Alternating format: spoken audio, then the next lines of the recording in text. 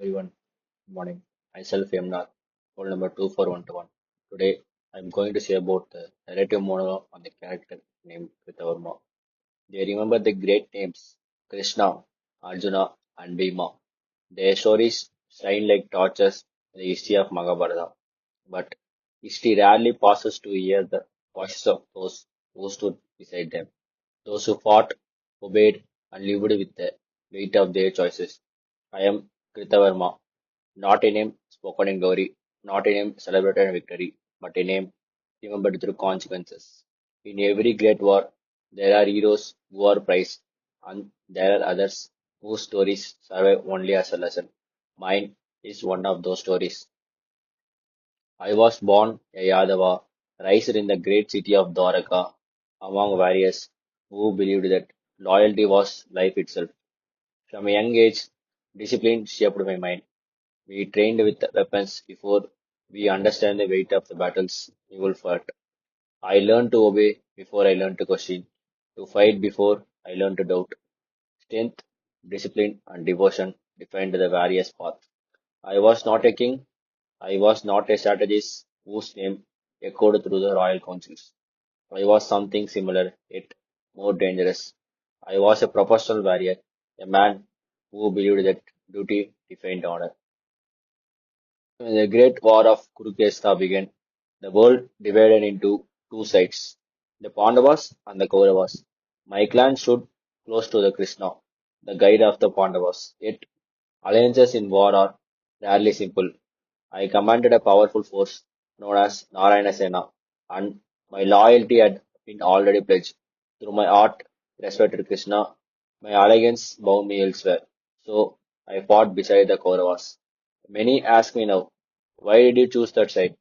My answer is simple yet heavy. I chose loyalty over judgment.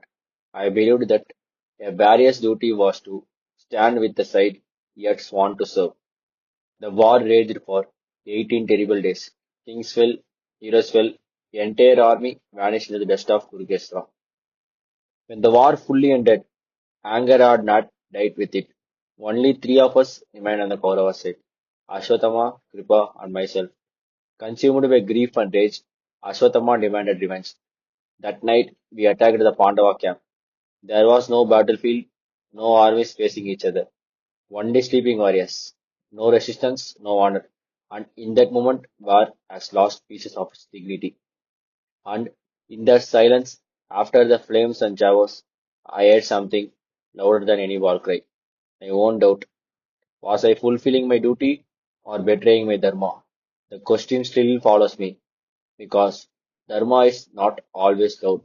Sometimes it whispers, and warriors only trained for battle often fail to hear it. That night taught me a truth no battlefield ever could.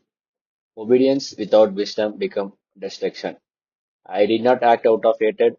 I did not act out of cruelty. I acted because I trained myself never to question authority.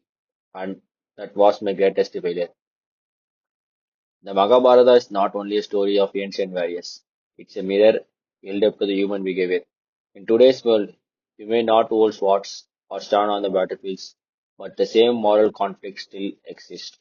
When a leader gives an unjust command, when a system demands silence instead of truth, when loyalty pressures you to ignore your conscience, in offices, in classrooms, in governments, wherever obedience is rewarded and questioning is discouraged, in those moments, every person faces the same choice once I face. My story stands as a warning. Do not confuse obedience with the righteousness. Do not surrender your moral voice in the name of the duty. Question, reflect, and choose wisely. Because history does not judge us by only by whom we serve, but by what we stood for. If my life teaches anything, let it be this. True courage is not a blind loyalty. True courage is the strength to choose Dharma even when loyalty demands otherwise. I am Kritavarma and this is my truth. Thank you.